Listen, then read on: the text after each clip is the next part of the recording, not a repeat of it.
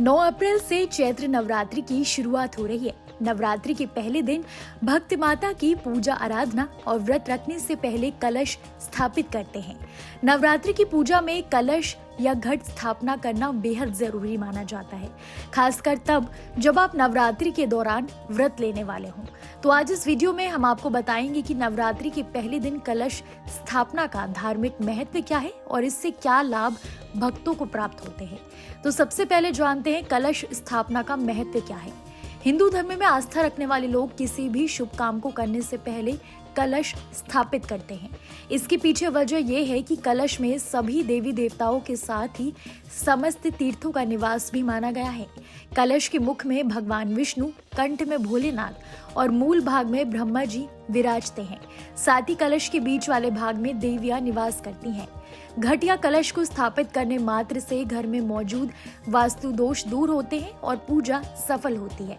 इसलिए नवरात्रि के साथ ही किसी भी शुभ काम से पहले घट को स्थापित करने का विधान है। हर शुभ काम से पहले जो घट स्थापित किया जाता है उसे स्थापित करने की विधि अलग होती है। तो सबसे पहले जानते हैं कि अगर आप नवरात्रि के पहले दिन घट स्थापित करने वाले हैं तो किस विधि से आपको घट स्थापना करनी चाहिए। कलश स्थापना से पहले खुद स्वच्छ होना चाहिए और उसके बाद जहां आप कलश स्थापित करने वाले हैं उस जगह को साफ करके सबसे पहले गंगा जल वहीं छिड़कना चाहिए। इसके बाद कलश में जल भरकर उसके मुख पर अशोक या आम के पत्ते लगाने चाहिए और उसके बाद नारियल पर लाल कपड़ा लपेटकर और उसे कलावे से बांधकर कलश के मुख पर रखना चाहिए। फिर कलश पर रोली से स्वास्तिक का चिन्ह बनाया जाता है जिसे 4 युगों का प्रतीक माना जाता है। कलश के मुख पर सुपारी, दुर्वा, अक्षत, सिक्का रखना भी शुभ माना जाता है। नवरात्रि के पहले दिन कलश को स्थापित करने से पूर्व बालू की एक वेदी भी बनाई जाती है जिस पर जौ बोए जाते हैं। ऐसा माना जाता है कि जौ बोने से माता अन्नपूर्णा की कृपा भक्त को प्राप्त होती है और उसके जीवन में धन धान्य की कभी कमी नहीं आती। जौ की वेदी को तैयार करने के बाद धूप दीप जलाकर कलश की पूजा की जाती है। भक्त कलश की पूजा के साथ ही नवरात्रि के व्रत का संकल्प भी लेते हैं और माता को अपने घर आमंत्रित करते हैं। इसके बाद माता दुर्गा की पूजा आराधना शुरू की जाती है। अगर विधि विधान और पूरी श्रद्धा से कलश स्थापना की जाए और नवरात्रि के 9 दिनों तक माता की पूजा की जाए तो माता की असीम कृपा भक्त को प्राप्त होती है।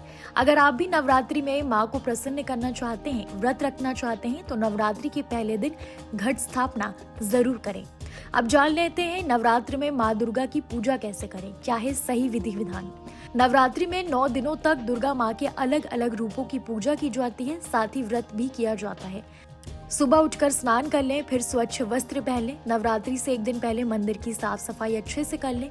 नवरात्रि पूजन के लिए माता की मूर्ति या तस्वीर पूजन स्थल पर स्थापित जरूर कर लें। माँ को लाल चुनरी वस्त्र पहनाएं। पूजा स्थल को रंग बिरंगे फूलों से सजाएं। दुर्गा माँ को भी सुंदर सुंदर पुष्प अर्पित करें जिसमें लाल रंग के फूल जरूर शामिल करें। इसके बाद मिठाइयाँ माँ जगदम्बे को अर्पित करें। जल से भरा हुआ पीतल, चांदी, तांबा या मिट्टी का कलश स्थापित करें। कैसी लगी आपको हमारी ये जानकारी, हमें कमेंट बॉक्स में जरूर बताएं। बाकी धर्म कर्म से जुड़ी तमाम जानकारियों के लिए सब्सक्राइब कीजिए हमारा डिजिटल चैनल और देखते रहिए न्यूज़ नेशन स्तुति।